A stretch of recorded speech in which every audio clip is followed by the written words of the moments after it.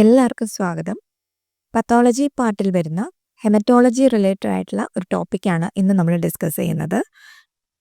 Blood cell morphology, normal and abnormal. എന്താണ് blood cell morphology? Blood സെൽസിന് size, shape, colour എല്ലാം ഉണ്ടെന്ന് നിങ്ങൾക്കറിയാം. മൈക്രോസ്കോപ്പിലൂടെ നോക്കുമ്പോൾ ബ്ലഡ് സെൽസിൻ്റെ ഓവറോൾ അപ്പിയറൻസിനെ സൂചിപ്പിക്കുന്നതാണ് ബ്ലഡ് സെൽ മോർഫോളജി. അത് അതിൻ്റെ സൈസിനെ ആവാം, ഷേപ്പിനെ ആവാം, കളറിനെ ആവാം. ഇതെല്ലാം ബ്ലഡ് ഡിസോർഡേഴ്സിൽ ഡയഗ്നോസ് ചെയ്യാനുള്ള ഒരു ക്രൂഷ്യൽ സ്റ്റെപ്പാണ്. പല ഓങ്കോളജി റിലേറ്റഡ് ആയിട്ടുള്ള ഡയഗ്നോസിസ് ഒക്കെ ഐഡൻറ്റിഫൈ ചെയ്യാൻ സഹായിക്കുന്നത് ബ്ലഡ് സെൽ മോർഫോളജിയാണ്. 3 main type of blood cells ആണ് മോർഫോളജി റിലേറ്റഡ് ആയിട്ട് അനലൈസ് ചെയ്യുന്നത്: RBC, WBC and platelet. Blood കോമ്പണൻസിൻ്റെ ഒരു സെപ്പറേറ്റ് ക്ലാസ് നമ്മൾ ഓൾറെഡി എടുത്തിട്ടുണ്ട്. അപ്പോൾ നിങ്ങൾക്കറിയാം, ബ്ലഡ് കോമ്പണൻസിൽ വരുന്നതാണ് പ്ലാസ്മ ആൻഡ് ഫോംഡ് എലമെൻറ്റ്സ്.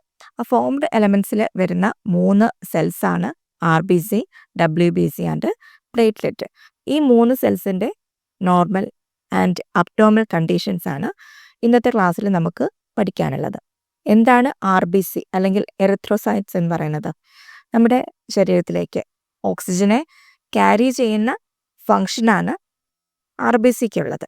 ലങ്സിൽ നിന്ന് ശരീരത്തിലെ എല്ലാ പാർട്ടിലേക്കും, ടിഷ്യൂസിലേക്ക് ബ്ലഡിലൂടെ ഓക്സിജൻ എത്തിച്ചു കൊടുക്കുക എന്നുള്ള മെയിൻ ഫങ്ഷനാണ് RBCക്കുള്ളത്. അതുപോലെ തന്നെ തിരിച്ച് കാർബൺ ഡൈ ഓക്സൈഡിനെ ലങ്സിലേക്ക് എത്തിക്കുക എന്നുള്ള ഫങ്ഷനും ഉണ്ട്.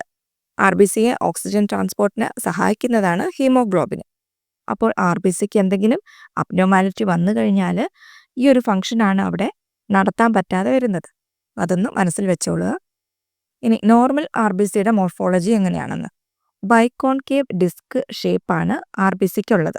Doughnut like shape with central pallor. ഒരു നടുക്ക് ഒരു ചെറിയൊരു കുഴി പോലെ ഉള്ള ഒരു ഷേപ്പാണ് RBCയുടെ. 7 to 8 മൈക്രോമീറ്റർ ഡയമീറ്റർ ആണ് സൈസ് വരുന്നത്. യൂണിഫോം പിങ്ക് കളറാണ് RBCയുടെ കളർ. ബൈകോൺകേവ് ഡിസ്ക് ആണ്, donut like shape with central pallor. 7 to 8 micrometre size ആണ് വരുന്നത്. യൂണിഫോം പിങ്ക് കളറാണ് RBCക്കുള്ളത്. ഇതാണ് നോർമൽ RBC. ഇനി അബ്നോർമൽ RBCയുടെ മോർഫോളജിയും അതിൻ്റെ അസോസിയേറ്റഡ് കണ്ടീഷനുമാണ് പറയുന്നത്. മൈക്രോസൈറ്റോസിസ്. എന്താണ് മൈക്രോസൈറ്റോസിസ്? RBCയുടെ സൈസ് നമ്മൾ പറഞ്ഞു, 7 to 8 മൈക്രോമീറ്റർ ആണ് RBCയുടെ സൈസ് എന്ന് നമ്മൾ പറഞ്ഞു. എന്നാൽ ഇവിടെ 6 മൈക്രോമീറ്ററിലും ചെറുതാണ് RBC എങ്കിൽ അത് സ്മോൾ RBC ആണ്. ആ ഒരു കണ്ടീഷനാണ് മൈക്രോസൈറ്റോസിസ്. മൈക്രോ എന്ന് പറഞ്ഞാൽ ചെറുത്. അപ്പോൾ RBC ചെറുതാകുന്ന കണ്ടീഷനാണ് മൈക്രോസൈറ്റോസിസ്. അതിൻ്റെ അസോസിയേറ്റഡ് കണ്ടീഷനായിട്ട് വരുന്നതാണ് അയൺ ഡെഫിഷ്യൻസി അനീമിയ. അനീമിയ തന്നെ പല വെറൈറ്റീസ് ഉണ്ട്. അതിനകത്ത് ഒന്നാണ് അയൺ ഡെഫിഷ്യൻസി അനീമിയ. RBCയുടെ മെയിൻ ഫങ്ഷൻ നമ്മൾ പറഞ്ഞു, ഓക്സിജൻ ട്രാൻസ്പോർട്ട് ലങ്സിൽ നിന്നും ബോഡിയുടെ പല ഭാഗത്തേക്കും ടിഷ്യൂസിന്, സെൽസിനൊക്കെ കൊടുക്കുന്നതാണ് RBCയുടെ മെയിൻ ഫങ്ഷൻ. അതിന് സഹായിക്കുന്നത് ഹീമോഗ്ലോബിനാണ്. ഹീമോഗ്ലോബിന് ഒരു പ്രോട്ടീനാണ്, അയൺ കണ്ടെയ്നിങ് പ്രോട്ടീനാണ് ഹീമോഗ്ലോബിൻ. ഒരു കോമൺ ടൈപ്പ് ഓഫ് അനീമിയാണ് അയൺ ഡെഫിഷ്യൻസി അനീമിയ. ബ്ലഡിൽ ഒരു ഹെൽത്തി RBCs ആവശ്യത്തിനില്ലാത്തൊരു കണ്ടീഷനാണ് അയൺ ഡെഫിഷ്യൻസി അനീമിയ. ആ പേര് സൂചിപ്പിക്കുന്ന പോലെ തന്നെ ഇൻസഫിഷ്യൻറ്റ് അയൺ ആണ് ഇതിന് കാരണം. ആവശ്യത്തിന് അയൺ നമ്മുടെ ബോഡിയിലില്ലെങ്കിൽ നമ്മുടെ ബോഡിക്ക് ഓക്സിജൻ ക്യാരി ചെയ്യുന്ന ഒരു പ്രോട്ടീനെ പ്രൊഡ്യൂസ് ചെയ്യാൻ സാധിക്കില്ല. ഏതാണത്? ഹീമോഗ്ലോബിൻ. ഓക്സിജൻ ക്യാരി ചെയ്യുന്ന ബ്ലഡിൽ കാണുന്നൊരു പ്രോട്ടീനാണ് ഹീമോഗ്ലോബിൻ. അതിനെ പ്രൊഡ്യൂസ് ചെയ്യാൻ സാധിക്കില്ല ഇനഫ് അയൺ നമ്മുടെ ബോഡിയിൽ ഇല്ലെങ്കിൽ. അങ്ങനെ ആ ഒരു വ്യക്തി അനീമിക്കാവുന്നു. ഏത് അനീമിയാണ്? Iron deficiency anaemia. ആ ഒരു കണ്ടീഷനും മൈക്രോസൈറ്റോസിസിൻ്റെ അസോസിയേറ്റഡ് ആയിട്ട് വരുന്നതാണ്. അടുത്താണ് തലാസീമിയ.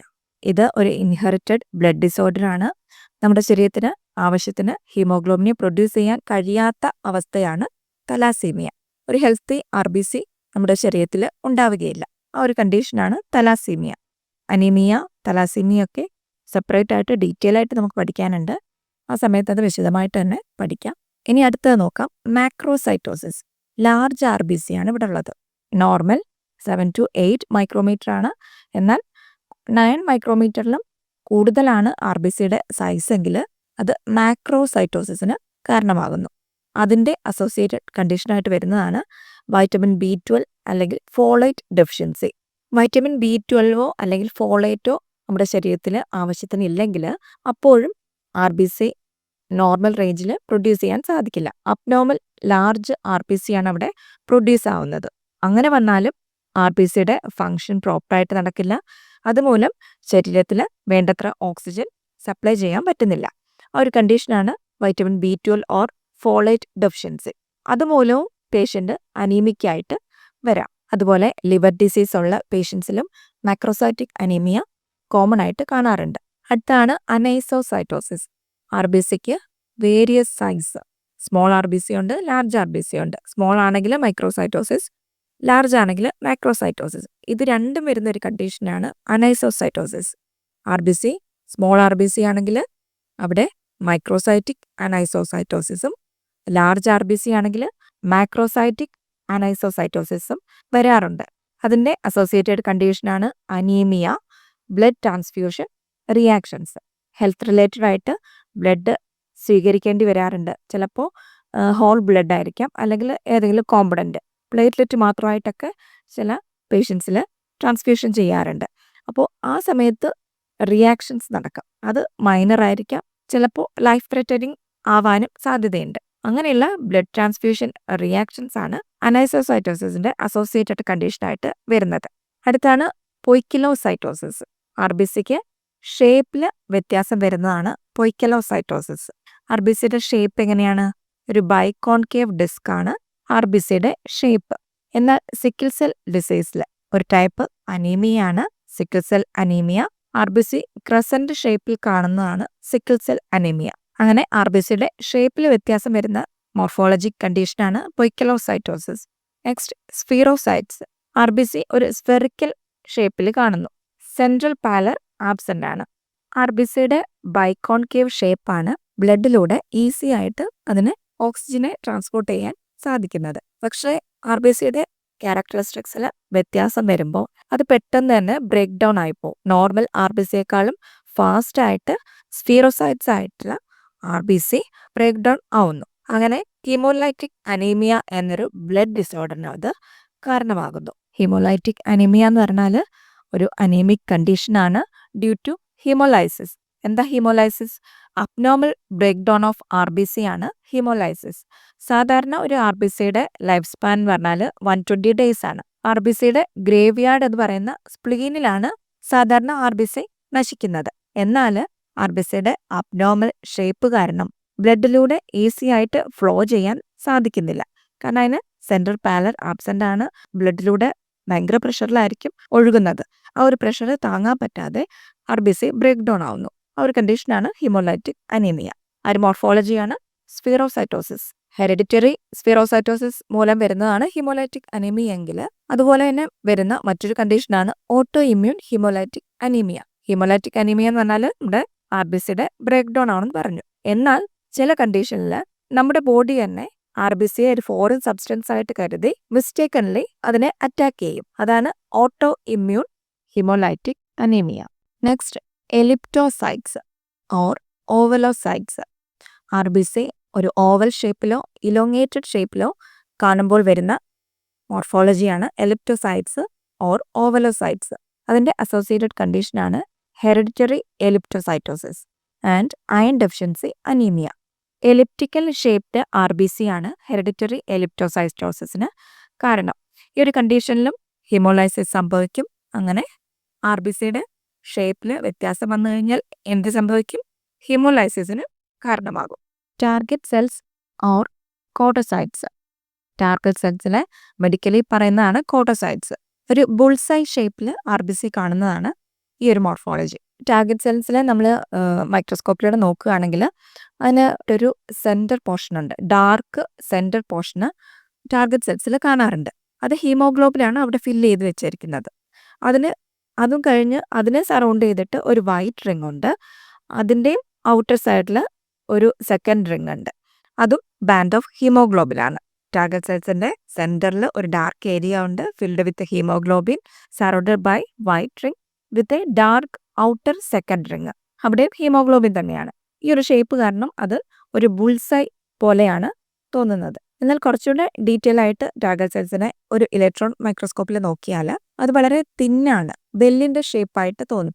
നടുക്കത്തെ ഭാഗം കുറച്ച് ഉയർന്നു നിൽക്കുന്ന പോലെ ഒരു ഷേപ്പാണ് അതിനുള്ളത്. അതുകൊണ്ടാണ് ഈ ടാർഗറ്റ് സെൽസിനെ കോഡോസൈറ്റ്സ് എന്നും പറയുന്നത്. കോഡോ എന്ന് പറഞ്ഞാൽ ബെല്ല്. അപ്പോൾ ബെല്ലിൻ്റെ ഷേപ്പിൽ ടാർഗറ്റ് സെൽസ് കാണുന്നതുകൊണ്ടാണ് അതിനെ കോഡോസൈറ്റ്സ് എന്നും വിളിക്കുന്നത്.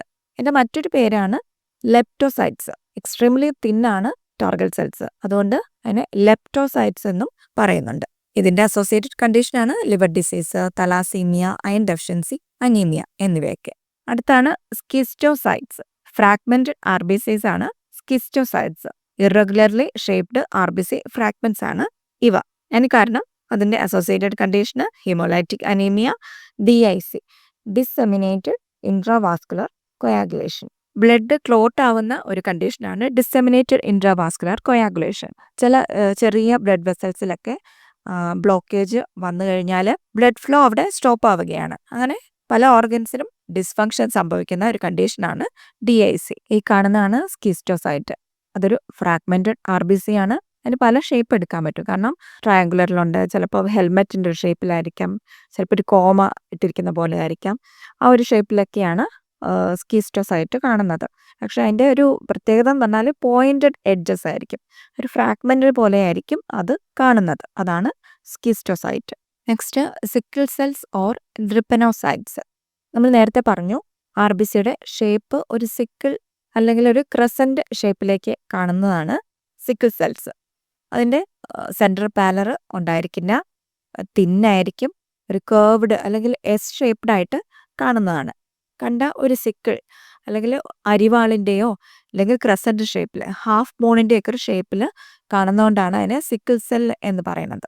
അപ്പോൾ ഇതുമൂലം സിക്കിൾ സെൽ അനീമിയാണ് ഉണ്ടാവുന്നത്. Next burr cells or echinocytes. RBC with short evenly spaced projections കാണുന്നതാണ് ബെർസെൽസ്. ഗ്രീക്കിൽ എക്കാനോസ് എന്ന് പറഞ്ഞാൽ ഹെഡ്ജ് ഹോഗ് അല്ലെങ്കിൽ സീ അർച്ചിൻ എന്നാണ്. ആ ഒരു ഷേപ്പ് കാരണമാണ് RBCക്ക് എക്കാനോസൈറ്റ് എന്ന പേര് വന്നത്. ഇവിടെ RBCക്ക് ഒരു അബ്നോർമൽ സെൽ മെംബ്രെയിൻ ആണുള്ളത്.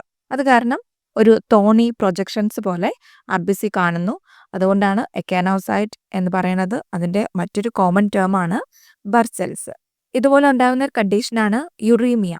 യുറീമിയ എന്ന് പറഞ്ഞാൽ നമ്മുടെ ബ്ലഡിൽ യൂറിയ ലെവൽ കൂടുതലാവുന്നത്. High level of urea in the blood ആണ് യുറീമിയ.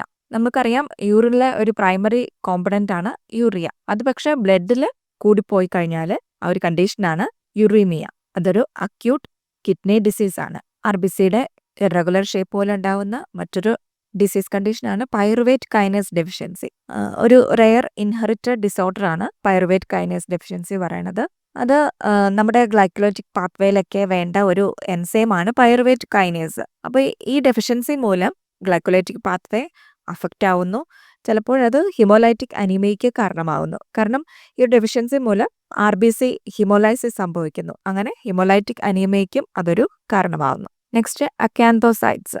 RBC വിത്ത് ഇറഗുലർ സ്പൈക്കി പ്രൊജക്ഷൻസ് ആണ് ഇതിലുണ്ടാവുന്നത്. ഈ അക്കാന്തോസൈറ്റ്സും ഇക്കാനോസൈറ്റ്സും തമ്മിൽ ചിലപ്പോൾ മാറിപ്പോകാറുണ്ട്. കാരണം രണ്ടും ഏകദേശം കാണുമ്പോൾ ഒരുപോലെ തോന്നും. ഒരു പ്രൊജക്ഷൻസ് ആണ് രണ്ടിലും ഉണ്ടാവുന്നത്. എന്നാൽ രണ്ടിലും ചെറിയൊരു വ്യത്യാസമുണ്ട്. ഇതിൽ തന്നെ രണ്ടും തമ്മിൽ ചെറിയൊരു വ്യത്യാസം മനസ്സിലാവുന്നില്ലേ? അക്കാന്തോസൈറ്റ് എന്ന് പറയുന്നത് സ്പർസെല്ലാണ്, ഇക്കൈനോസൈറ്റ് എന്ന് പറയുന്നത് ബെർസെല്ലാണ്. അക്കാന്തോസൈറ്റ് ലിവർ ഡിസീസിനാണ് കാരണമാവുന്നത്. ഇക്കാനോസൈറ്റ് ആണെങ്കിൽ റീനൽ ഡിസീസ് ഉള്ളവരിലാണ് കാണുന്നത്. അതുപോലെ അബെറ്റാലിപ്പോ പ്രോട്ടീനേമിയ ഉള്ളവരിലും RBC അക്കാന്തോസൈറ്റ്സ് ആയിട്ട് കാണാറുണ്ട്. അബെറ്റാലിപ്പോ പ്രോട്ടീനേമിയ ഒരു റയർ ജനറ്റിക് ഡിസോർഡർ ആണ്. നമ്മുടെ ശരീരത്തിലേക്ക് ഫാറ്റും വൈറ്റമിൻസും ഒക്കെ അബ്സോർബ് ചെയ്യുന്നത് തടയുന്ന ഒരു ഡിസോർഡർ ആണ് അബെറ്റാലിപ്പോ പ്രോട്ടീനേമിയ. ഇങ്ങനെ ഡിസീസ് കണ്ടീഷൻ ഉള്ളവരിലും RBC അക്കാന്തോസൈറ്റ്സ് ആയിട്ട് കാണാറുണ്ട്. Howell Jolly bodies, small nuclear remnants in RBCയിൽ ക്ലസ്റ്റർ ഓഫ് DNA കാണപ്പെടുന്നതാണ് ഹവൽ ജോളി ബോഡി. നമുക്കറിയാം ബോൺമാരോയിലാണ് RBC ഫോം ചെയ്യുന്നത്. ഒരു RBCക്ക് ന്യൂക്ലിയസ് ഉണ്ടാവാറില്ല. ന്യൂക്ലിയേറ്റഡ് സെല്ലാണ് RBC. പക്ഷേ ചില കേസിൽ ചെറിയ DNA പോർഷന് സെല്ലിൽ റിമൈൻ ചെയ്ത് നിൽക്കാറുണ്ട്. അതാണ് പിന്നെ ഹവൽ ജോളി ബോഡീസ് ആയിട്ട് മാറുന്നത്. ഈ ഒരു ടൈപ്പ് സെല്ലുള്ളവരിൽ മറ്റൊരു കണ്ടീഷനും കൂടെ ഉണ്ടാവാം, ഡാമേജ്ഡ് ഓർ ആബ്സെന്റ് സ്പ്ലീനും. ഒരു ഹെൽത്തി സ്പ്ലീൻ ഉള്ളവരുടെയിലാണെങ്കിൽ ഇങ്ങനെയുള്ള എറിത്രോസൈറ്റ്സിനെയൊക്കെ നോർമലി ഫിൽറ്റർ ചെയ്ത് കളയാറുണ്ട്. അപ്പോൾ ഹവൽ ജോളി ബോഡീസ് കാണുകയാണെങ്കിൽ അവിടെ ഡാമേജ്ഡ് ഓർ ആബ്സെന്റ് സ്പ്ലീൻ എന്നൊരു കണ്ടീഷൻ കൂടെ ഉണ്ടാവാൻ സാധ്യതയുണ്ട്. പോസ്റ്റ് സ്പ്ലീനക്ടോമി, സ്പ്ലീനിന്റെ ഒരു പാർട്ടോ അല്ലെങ്കിൽ മൊത്തത്തിലോ സർജറിയിലൂടെ റിമൂവ് ചെയ്ത് കളയുന്ന പ്രൊസീജിയറാണ് സ്പ്ലീനക്ടോമി. സ്പ്ലീനക്ടോമി കഴിഞ്ഞവരിലും ഹവൽ ജോളി ബോഡീസ് കാണാറുണ്ട്. എന്താണ് സ്പ്ലീനക്ടോമി? ഒരു സർജിക്കൽ പ്രൊസീജിയറാണ്. അതിലൂടെ സ്പ്ലീനിനെ പാർഷ്യലി അല്ലെങ്കിൽ കംപ്ലീറ്റ്ലി റിമൂവ് ചെയ്ത് മാറ്റുന്ന ഒരു സർജിക്കൽ പ്രൊസീജിയറാണ് സ്പ്ലീനക്ടോമി. അപ്പോൾ ഇങ്ങനെ സ്പ്ലീനക്ടോമി കഴിഞ്ഞവരിൽ ഹവൽ ജോളി ബോഡീസ് കാണാറുണ്ട്. മറ്റൊരു അസോസിയേറ്റഡ് കണ്ടീഷനാണ് മെഗലോബ്ലാസ്റ്റിക് അനീമിയ. മാക്രോസൈറ്റിക് അനീമിയയുടെ ഒരു ടൈപ്പാണ്. ചിലപ്പോഴൊക്കെ വൈറ്റമിൻ ഡെഫിഷ്യൻസി അനീമിയ ആയിട്ടും മെഗലോബ്ലാസ്റ്റിക് അനീമിയയെ പറയാറുണ്ട്. നമ്മൾ നേരത്തെ പറഞ്ഞ വൈറ്റമിൻ B12 അല്ലെങ്കിൽ B9 ഫോളേറ്റ് ഡെഫിഷ്യൻസി ഒക്കെ പറഞ്ഞില്ലേ, ആ ഒരു കണ്ടീഷനിൽ മെഗലോബ്ലാസ്റ്റിക് അനീമിയ വരാം. അപ്പം ഇങ്ങനെയുള്ളവരിലും ഈ ഒരു അനീമിക് കണ്ടീഷൻ ഉള്ള പേഷ്യൻസിലും ഹവൽ ജോളി ബോഡീസ് പ്രസന്റ് ആണ്. അടുത്തത് ബേസോഫിലിക് സ്റ്റിപ്ലിംഗ്. RBCയിൽ ബേസോഫിലിക് ഗ്രാനുൾസ് ധാരാളം കാണപ്പെടുന്ന ഒരു കണ്ടീഷനാണ് basophilic stippling. Lead poisoning, thalassaemia ഒക്കെ ഉള്ളവരിൽ RBCയിൽ ഇങ്ങനെയുള്ള ഫൈൻ ബ്ലൂ ഗ്രാനുൾസ് കാണാറുണ്ട്. അതാണ് RBCയുടെ അബ്നോർമൽ കണ്ടീഷൻസ്. ഇനി അടുത്ത് WBC മോർഫോളജി നോക്കാം. നമ്മുടെ ഇമ്മ്യൂൺ സിസ്റ്റത്തിന്റെ ഒരു മെയിൻ പാർട്ടാണ് WBCs. WBC 5 ടൈപ്പ് ഉണ്ട്. നമ്മൾ ബ്ലഡ് സെൽ ടൈപ്സിന്റെ ഒരു ക്ലാസ് ചെയ്തിട്ടുണ്ട്. ഇവിടെ ഞാൻ അതുകൊണ്ട് ഡീറ്റെയിൽ ആയിട്ട് ഓരോന്നും പറയുന്നില്ല, ജസ്റ്റ് ഒന്ന് പറഞ്ഞു പോകുന്നേ ഉള്ളൂ. നിങ്ങൾക്ക് വിശദമായിട്ടുള്ള ക്ലാസ് ആണ് വേണ്ടതെങ്കിൽ അതിന്റെ ലിങ്ക് കൊടുത്തിട്ടുണ്ട്, ആ ക്ലാസ് കൂടെ കാണുക. നോർമൽ WBCയിൽ ന്യൂട്രോഫിൽസ് മൾട്ടിലോബ്ഡ് ന്യൂക്ലിയസ് ആയിരിക്കും, ഗ്രാനുലാർ സൈറ്റോപ്ലാസം ആയിരിക്കും ഉണ്ടായിരിക്കുക. ന്യൂട്രോഫിലിന്റെ സൈസ് 10 to 12 മൈക്രോമീറ്റർ ആയിരിക്കും. ചിലയിടത്ത് 12 to 15 മൈക്രോമീറ്റർ എന്ന് കാണാറുണ്ട്. എന്നാലും ഏകദേശം ഒരു റേഞ്ച് 10 to 15 മൈക്രോമീറ്റർ ആണ് ന്യൂട്രോഫിലിന്റെ സൈസ്. എന്ന് പറയുന്നത് ഒരു നമ്മുടെ ഫസ്റ്റ് ലൈൻ ഓഫ് ഡിഫൻസ് ആണ്. ഏതെങ്കിലും ഫോറിൻ സബ്സ്റ്റൻസ് നമ്മുടെ ബോഡിയിലേക്ക് എൻ്റർ ആവുകയാണെങ്കിൽ ആദ്യം പോയി അറ്റാക്ക് ചെയ്യുന്നത് ന്യൂട്രോഫിൽസ് ആണ്. അതുകൊണ്ട് ഫസ്റ്റ് ലൈൻ ഓഫ് ഡിഫൻസ് എന്ന് പറയുന്നത് ന്യൂട്രോഫിൽസ് ആണ്. സെക്കൻഡ് ലിംഫോസൈറ്റ്സ്, നമ്മുടെ B സെൽസ്, T സെൽസ്, അതുപോലെ കില്ലർ സെൽസ്, ഇതൊക്കെ ലിംഫോസൈറ്റ്സിന്റെ ഭാഗമായിട്ട് വരുന്നതാണ്. ഇതെന്ന് പറയുന്നത് റൗണ്ട് ന്യൂക്ലിയസ് ആണ്. സ്കാൻഡി സൈറ്റോപ്ലാസം ആയിരിക്കും ലിംഫോസൈറ്റ്സിന് ഉണ്ടായിരിക്കുക. 7 to 10 മൈക്രോമീറ്റർ ആണ് ലിംഫോസൈറ്റ്സിന്റെ സൈസ്. Next monocytes. ഇതൊരു കിഡ്നി ഷേപ്ഡ് ന്യൂക്ലിയസ് ആണ് മോണോസൈറ്റ്സിനുള്ളത്. ഏറ്റവും വലിയ WBC എന്ന് ഏതാന്ന് ചോദിച്ചാൽ മോണോസൈറ്റ്സ് ആണ്. സെക്കൻഡ് ലൈൻ ഓഫ് ഡിഫൻസ് ആണ് മോണോസൈറ്റ്സ്. ന്യൂട്രോഫിലിന് ശേഷം മോണോസൈറ്റ്സ് ആണ് ഡിഫൻസ് മെക്കാനിസത്തിൽ ഇൻവോൾവ് ആവുന്നത്. 15 to 20 മൈക്രോമീറ്റർ ആണ് മോണോസൈറ്റ്സിന്റെ സൈസ്. ഈസ്നോഫിൽസ് ബൈലോബ്ഡ് ന്യൂക്ലിയസ് ആണ്. അതിനകത്ത് റെഡ് ഗ്രാനുൾസ് ആണ് പ്രസന്റ് ആയിരിക്കുന്നത്. 10 to 15 മൈക്രോമീറ്റർ ആണ് size. Basophils dark blue granules ആണ് ഉള്ളത്. ബൈലോബ്ഡ് ന്യൂക്ലിയസ് ആണ് ബേസോഫിൽസിനുള്ളത്. 10 to 14 മൈക്രോമീറ്റർ ആണ് ബേസോഫിലിന്റെ സൈസ് വരുന്നത്. ഇൻഫ്ലമേറ്ററി റെസ്പോൺസിലൊക്കെ ഇൻവോൾവ് ആയിരിക്കുന്നത് ബേസോഫിൽസ് ആണ്. ഗ്രാനുൾസ് കാണുന്നത് ന്യൂട്രോഫിൽസ്, ഈസ്നോഫിൽസ്, ബേസോഫിൽസിനാണ്. അതായത് ഗ്രാനുലോസൈറ്റ്സ് ന്യൂട്രോഫില്, ഈസ്നോഫില്, ബേസോഫിലാണ്. ഗ്രാനുലോസൈറ്റ്സ്, ഗ്രാനുൾസ് ഇല്ലാത്തവ ലിംഫോസൈറ്റ്സും മോണോസൈറ്റ്സും ആണ്. ഏറ്റവും കൂടുതലായിട്ട് കാണപ്പെടുന്ന സെല്ല് ന്യൂട്രോഫിലാണ്. ലിംഫോസൈറ്റ്സിനാണെങ്കിൽ B cell, T cell, natural killer cells, ഇങ്ങനെ 3 ടൈപ്പ് ഉണ്ട്. ഇത്രയുമാണ് നോർമൽ ആയിട്ടുള്ള കണ്ടീഷനിലുള്ള WBC ടൈപ്സ് എന്ന് പറയുന്നത്. ഇനി അടുത്തത് നമുക്ക് അതിന്റെ അബ്നോർമൽ കണ്ടീഷൻ എന്തൊക്കെയാണെന്ന് നോക്കാം. Hyper segmented neutrophils. Neutrophil multilobed nucleus ആണ് ഉള്ളതെന്ന് നമ്മൾ പറഞ്ഞു. എന്നാൽ ആ ന്യൂക്ലിയസിന് മോർ ദാൻ 5 ലോബ്സ് ഉണ്ടെങ്കിൽ ആ ന്യൂട്രോഫില് ഒരു അബ്നോർമൽ കണ്ടീഷനിലാണെന്നാണ് മനസ്സിലാക്കേണ്ടത്.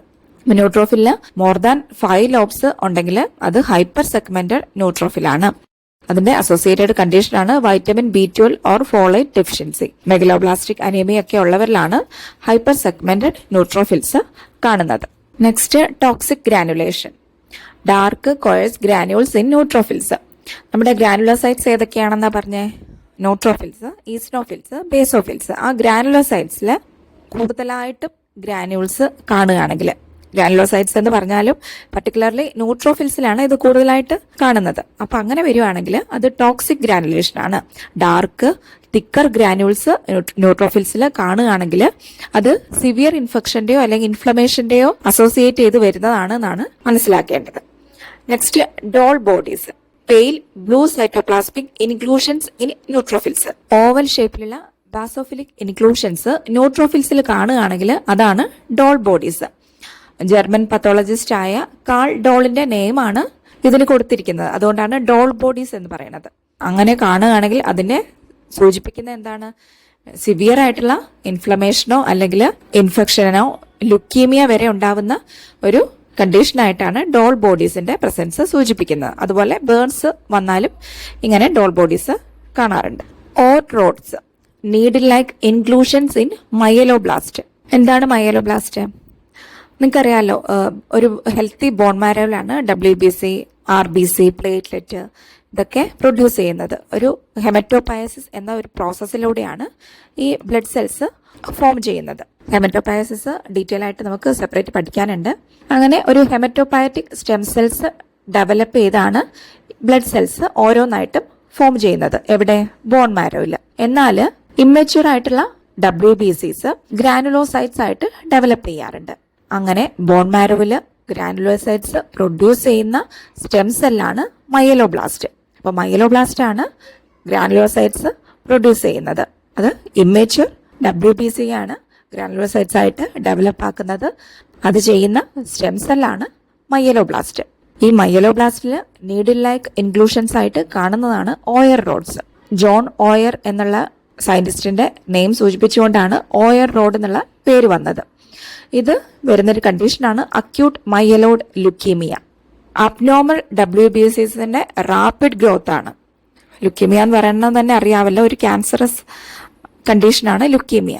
അതെന്ന് പറയുന്നത് ഈ WBCയുടെ റാപ്പിഡ് ഗ്രോത്ത് ആണ് ലുക്കീമിയ. അപ്പോൾ അക്യൂട്ട് മയലോയ്ഡ് ലുക്കീമിയ എന്ന് പറയുന്നത് അബ്നോർമൽ WBCസിന്റെ റാപ്പിഡ് ഗ്രോത്ത് ആണ്. അതുവഴി അത് ബോൺ മാരോയിൽ അക്യുമുലേറ്റ് ചെയ്ത് അങ്ങനെ നോർമൽ സെൽസിന്റെ പ്രൊഡക്ഷനെ ഇന്റർഫിയർ ചെയ്യുന്ന ഒരു കണ്ടീഷനാണ് അക്യൂട്ട് മയലോയ്ഡ് ലുക്കീമിയ. എന്നോട് പറയാം, അബ്നോർമൽ വൈറ്റ് ബ്ലഡ് സെൽസിന്റെ റാപ്പിഡ് ഗ്രോത്ത് മൂലം അത് ബോൺ മാരോയിൽ അക്യുമുലേറ്റ് ചെയ്യും. ഇങ്ങനെ വരുന്നത് മൂലം നോർമൽ ബ്ലഡ് സെൽസിന്റെ പ്രൊഡക്ഷനെ ഇന്റർഫിയർ ചെയ്യുന്ന ഒരു കണ്ടീഷനാണ് അക്യൂട്ട് മയലോയ്ഡ് ലുക്കീമിയ. ഇങ്ങനെയുള്ളവരിലാണ് ഓർ റോഡ്സ് കാണുന്നത്. Next, smudge cells. Fragile ruptured lymphocytes ആണ് സ്മഡ്ജ് സെൽസ്. ബ്രേക്ക് ഡൗൺ ആയിരിക്കുന്ന ലിംഫോസൈറ്റ്സ് ആണ് സ്മഡ്ജ് സെൽസ്. എന്നാൽ ചില സമയത്ത് ബ്ലഡ് സ്മിയർ പ്രിപ്പറേഷൻ ചെയ്യുന്ന സമയത്ത് ലിംഫോസൈറ്റ്സ് ബ്രേക്ക് ഡൗൺ ആയി പോകാറുണ്ട്. സ്മിയർ കറക്റ്റായിട്ടല്ല പ്രിപ്പയർ ചെയ്യുന്നെങ്കിൽ സംഭവിച്ചു പോകുന്നതാണ്. അപ്പോൾ അത് അങ്ങനെ സ്മഡ്ജ് സെൽസ് ഉണ്ടാവാറുണ്ട്. അതിനെ ലിംഫോസൈറ്റോസിസ് എന്ന് പറയും. ഈ ലിംഫോസൈറ്റോസിസ് അസോസിയേറ്റ് ചെയ്ത് വരുന്ന സ്മഡ്ജ് സെല്ലല്ല നമ്മുടെ ഇവിടുത്തെ അബ്നോർമൽ കണ്ടീഷൻ ഉണ്ടാക്കുന്നത്. ഇവിടുത്തെ അസോസിയേറ്റഡ് കണ്ടീഷൻ ഉണ്ടാക്കുന്നത് എന്താണ്? ക്രോണിക് ലിംഫോസൈറ്റിക് ലിക്യൂമിയാണ്. അതും ബ്ലഡ് സ്മിയർ പ്രിപ്പയർ ചെയ്യുമ്പോൾ ഉണ്ടാകുന്ന സ്മഡ്ജ് സെല്ലും തമ്മിൽ വ്യത്യാസമുണ്ട്. ഇവിടുത്തെ അസോസിയേറ്റഡ് കണ്ടീഷൻ അതൊരു ലിംഫോബ്ലാസ്റ്റിക് ലുക്കീമിയാണ്. അതായത് ബി സെൽസിന്റെ ഓവർ പ്രൊഡക്ഷൻ മൂലം ബോൺ മാരോയിലും ബ്ലഡിലും ഒക്കെ അതിന്റെ അക്യുമുലേഷൻ കൂടുതലായിട്ട് സംഭവിക്കുമ്പോൾ ഉണ്ടാകുന്നതാണ് chronic lymphocytic leukaemia. Next, reactive lymphocytes. ഇത് ലാർജ് ഇറഗുലർ ലിംഫോസൈറ്റ്സിനെയാണ് റിയാക്റ്റീവ് ലിംഫോസൈറ്റ്സ് എന്ന് പറയുന്നത്. എന്തെങ്കിലും ഒരു ആന്റിജൻ സ്റ്റിമുലേഷൻ ഉണ്ടാവുന്ന ഒരു സന്ദർഭത്തിൽ ലിംഫോസൈറ്റ്സ് കുറച്ചുകൂടെ വലുതായിട്ട് കാണാറുണ്ട്. ഇപ്പം COVID-19 ഒരു കേസ്, അതായത് വൈറൽ ഇൻഫെക്ഷൻ അസോസിയേറ്റ് ചെയ്ത് വരുന്നതാണ് ഈ ഇത്തരത്തിലുള്ള ലിംഫോസൈറ്റ്സ്. അപ്പോൾ എന്തെങ്കിലും ഒരു വൈറൽ ഇൻഫെക്ഷൻ, ഇപ്പോൾ COVID-19 ഉണ്ടായിരുന്ന സമയത്ത് പല ലിംഫോസൈറ്റ്സിനും വേരിയേഷൻ സംഭവിച്ചു. ഇങ്ങനെ വേരിയന്റ് ആയിട്ട് വരുന്ന ലിംഫോസൈറ്റ്സ് ആണ് റിയാക്റ്റീവ് ലിംഫോസൈറ്റ്സ്. സാധാരണ ഒരു ലിംഫോസൈറ്റ്സിന്റെ സൈസ് എന്ന് പറയുന്നത് 7 to 10 മൈക്രോമീറ്റർ ഒക്കെയാണ്. പക്ഷേ ഇത് ഈ ഒരു ടൈമിൽ അതിന്റെ ഡയമീറ്റർ 30 മൈക്രോമീറ്റർ വരെയൊക്കെ ലാർജ് അല്ലെങ്കിൽ അതിൽ കൂടുതൽ ലാർജർ സൈസിലേക്ക് ലിംഫോസൈറ്റ്സ് മാറുന്നതാണ് റിയാക്റ്റീവ് ലിംഫോസൈറ്റ്സ്. ഇവിടെ കൊടുത്തിരിക്കുന്ന example EBV in infectious mononucleosis. EBV എന്ന് പറയുന്നത് ഒരു വൈറസ് ആണ്, എപ്സ്റ്റീൻ ബാർ വൈറസ്. ഈ വൈറസ് കോസ് ചെയ്യുന്ന ഒരു ഡിസീസ്, ഒരു കണ്ടാജിയസ് ഡിസീസ് ആണ് ഇൻഫെക്ഷ്യസ് മോണോന്യൂക്ലിയോസിസ്. ഇതിനെ ഗ്ലാൻഡുലാർ ഫീവർ എന്നും പറയാറുണ്ട്. സാധാരണ നമുക്ക് പനിയൊക്കെ വരുമ്പോൾ വൈറൽ ഇൻഫെക്ഷൻ ആണ് എന്നൊക്കെ പറയാറുണ്ട്. പക്ഷെ ഈ ഒരു വൈറസ് മൂലം ഉണ്ടാകുന്ന ഇൻഫെക്ഷൻ എന്ന് പറയുന്നത് ഫീവർ പോലെ തന്നെയാണ്. പക്ഷേ എൻലാർജ്ഡ് ലിംഫ് നോഡ്സ് ആയിരിക്കും. നമ്മുടെ കഴുത്തിന്റെ അവിടെയൊക്കെ ലിംഫ് നോഡ്സ് ഉണ്ട്. അതും ചില ആൾക്കാർക്കൊക്കെ പനി വരുന്ന സമയത്ത് അത് കുറച്ചൊക്കെ വലുതാവാറുണ്ട്, ഒരു വീക്കം പോലെ വരാറുണ്ട്. എന്നാൽ ഈ ഒരു വൈറൽ ഇൻഫെക്ഷൻ മൂലം അത് പരിധിയിൽ കൂടുതൽ എൻലാർജ് ചെയ്ത് കാണുന്നു. അതുപോലെ തൊണ്ടവേദന അങ്ങനെ ഒക്കെ അസോസിയേറ്റ് ചെയ്ത് വരുന്ന ഒരു വൈറൽ ഇൻഫെക്ഷനാണ് infectious mononucleosis caused by EBV. അപ്പോൾ ഇത്രയുമാണ് WBC മോർഫോളജിയിലെ അബ്നോർമാലിറ്റി പഠിക്കാനുള്ളത്. നെക്സ്റ്റ് നമുക്ക് നോക്കാം പ്ലേറ്റ്ലെറ്റിന്റെ മോർഫോളജി. പ്ലേറ്റ്ലെറ്റിന്റെ സൈസ് 2 to 4 മൈക്രോമീറ്റർ ആണ്. ഇത് വളരെ ചെറുതാണ്. റൗണ്ട് അല്ലെങ്കിൽ ഓവൽ ഫ്രാഗ്മെന്റ്സോടെ കാണുന്ന ഒരു ചെറിയ ബ്ലഡ് സെല്ലാണ് പ്ലേറ്റ്ലെറ്റ്. അതിനൊരു ലൈറ്റ് പർപ്പിൾ കളറാണ്, വിത്ത് ഗ്രാനുൾസും ഉണ്ടായിരിക്കും. ഇതിന്റെ മെയിൻ ഫംഗ്ഷൻ എന്ന് പറയുന്നത് ബ്ലഡ് ക്ലോട്ടിംഗ് ആണ്. മുറിവുണ്ടായാൽ ക്ലോട്ട് ചെയ്യാൻ സഹായിക്കുന്നത് പ്ലേറ്റ്ലെറ്റ് ആണ്. ആന്റികോയാഗുലന്റിന്റെ ക്ലാസ്സിലെ ബ്ലഡ് ക്ലോട്ടിങ്ങിനെ കുറിച്ച് നമ്മൾക്ക് പഠിക്കാനുണ്ട്. ബ്ലഡ് ക്ലോട്ടിങ്ങിന് നമ്മളെ സഹായിക്കുന്നത് പ്ലേറ്റ്ലെറ്റ് ആണ്.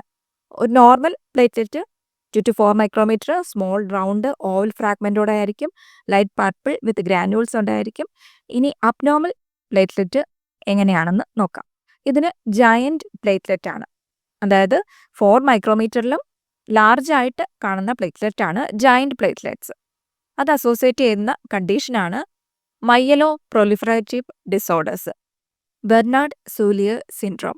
അൺയൂഷ്വലി ലാർജ് ജയന്റ് പ്ലേറ്റ്ലെറ്റ് മൂലം എക്സ്ട്രീംലി റെയർ ആയിട്ട് കാണപ്പെടുന്ന ഒരു ഇൻഹെറിറ്റഡ് ബ്ലഡ് ക്ലോട്ടിംഗ് ഡിസോർഡർ ആണ് BS സിൻഡ്രോം. അതുമൂലം ഇങ്ങനെയുള്ള പേഷ്യൻസിൽ ബ്ലീഡിംഗ് ടൈം വളരെ കൂടുതലായിട്ട് കാണാറ്, അതായത് പ്രൊലോങ്ഡ് ബ്ലീഡിംഗ് ടൈം ആണ് ഇത്തരത്തിലുള്ള പേഷ്യൻസിൽ ഉണ്ടാവുന്നത്. ഇവിടെ മൈയലോ പ്രൊലിഫറേറ്റീവ് ഡിസോർഡറിനെ കുറിച്ച് പറയുന്നുണ്ട്. അപ്പോൾ അത് ഒരിക്കലും പ്ലേറ്റ്ലെറ്റുമായിട്ട് മാത്രം അസോസിയേറ്റ് ചെയ്ത് വരുന്നതെന്ന് പറയാൻ പറ്റില്ല. കാരണം ഈ ഒരു ഡിസോർഡർ പല കണ്ടീഷൻസും കൊണ്ട് വരാം. അത് ചിലപ്പം ബ്ലഡ് സെൽസ് ഏതുമാകാം, ഏത് ബ്ലഡ് സെല്ലിൻ്റെയും എക്സസ് പ്രൊഡക്ഷൻ മൂലം ഉണ്ടാവുന്ന ഒരു കണ്ടീഷനാണ് മൈയലോ പ്രൊലിഫറേറ്റീവ് ഡിസോർഡർ. അത് ഏത് ബ്ലഡ് സെല്ലിനനുസരിച്ച് അതിൻ്റെ പേര് വ്യത്യാസപ്പെടാറുണ്ട്. ഇപ്പോൾ RBC ആവാം, പ്ലേറ്റ്ലെറ്റ് ആവാം, WBC ആവാം. ഏതാണ് എക്സസ് ആയിട്ട് വരുന്നതെന്നുള്ളതനുസരിച്ച് ആ ഒരു കണ്ടീഷൻ്റെ പേര് മാറി മാറി വരാം. ഇപ്പോൾ പ്ലേറ്റ്ലെറ്റിനെ അസോസിയേറ്റ് ചെയ്ത് പറയുകയാണെങ്കിൽ ത്രോംബോസൈത്തീമിയ, അതാണ് പ്ലേറ്റ്ലെറ്റിൻ്റെ ഓവർ പ്രൊഡക്ഷനെ പറയുന്നത്. എസൻഷ്യൽ ത്രോംബോസൈത്തീമിയ, അതാണ് over production of platelet. Myeloproliferative ഡിസോർഡറിലെ ഒരു ടൈപ്പാണ് എസൻഷ്യൽ ത്രോംബോസൈത്തീമിയ. അത് പ്ലേറ്റ്ലെറ്റിൻ്റെ ഓവർ പ്രൊഡക്ഷനെയാണ് സൂചിപ്പിക്കുന്നത്. ഇങ്ങനെ ജയന്റ് പ്ലേറ്റ്ലെറ്റ്സ് ഉണ്ടാവുമ്പോൾ ഉള്ളൊരു അവസ്ഥ എന്ന് പറയുന്നത് ഇൻക്രീസ്ഡ് റിസ്ക് ഓഫ് ബ്ലീഡിംഗ് ആണ്. നേരത്തെ പറഞ്ഞു ബ്ലീഡിംഗ് ടൈം പ്രൊലോങ്ഡ് ആയിട്ട് നിൽക്കും, അതുകൊണ്ട് തന്നെ അവർക്ക് ബ്ലഡ് ക്ലോട്ടിങ് അവിടെ സംഭവിക്കുന്നില്ല. ഇനി ഉണ്ടെങ്കിൽ തന്നെ വളരെ നേരത്തിന് ശേഷമായിരിക്കും അങ്ങനെ ഒരു അവസ്ഥയിലേക്ക് എത്തുന്നതും. ഇങ്ങനെ ജയന്റ് പ്ലേറ്റ്ലെറ്റ് മൂലം ഉണ്ടാകുന്ന ഒരു കണ്ടീഷനാണ് മാക്രോ ടോംബോസൈറ്റോപീനിയ.